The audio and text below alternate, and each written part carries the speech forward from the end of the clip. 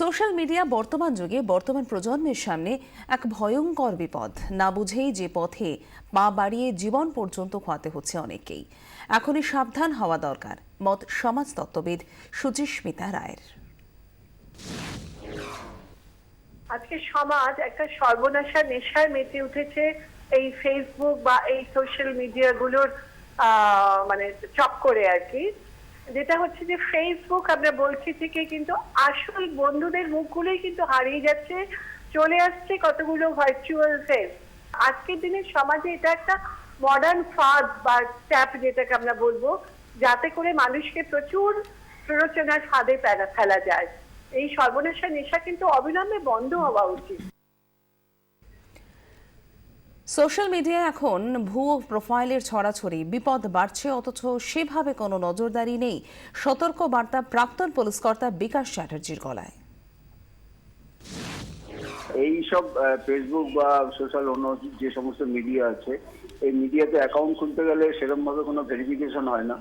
যে সে যাত্রার নামে একটা অ্যাকাউন্ট খুলে ফেলছে, ছেলে মেয়েদের নামে অ্যাকাউন্ট খুলছে, মেয়েরা ছেলেদের নামে অ্যাকাউন্ট খুলছে, সমস্ত ভুয়া অ্যাকাউন্ট। এই অ্যাকাউন্টগুলি খুলে এই যে সমস্ত ছেলেরা আর মেয়েরা এই সমস্ত ফাঁদে পড়ছে, এর যে পরিণতি কি ভয়ঙ্কর, মানে চিন্তা করা যায় না। এই জিনিসগুলি মানে খুব সুচিন্তিত ভাবে না করে একদম করে এরকম একটা সাইট খুলে দিলে এই জিনিস হতেই থাকবে। আমরা যে খবর আপনাদেরকে জানাবো, মানিকতলায় শিশুকে ধাক্কা একটি বেসরকারি বাসের এবং বেসরকারি বাস শিশুকে ধাক্কা মেরে পালিয়ে যায় এবং আশঙ্কাজনক অবস্থায় এই মুহূর্তে এনআরএস হাসপাতালে ভর্তি রয়েছে শিশুটি। বিক্রম দাস আমাদের প্রতিনিধি রয়েছেন আমাদের সঙ্গে মুহূর্তে টেলিফোন লাইনে। বিক্রম, প্রথমেই জিজ্ঞেস করব, শিশুটি কেমন রয়েছে?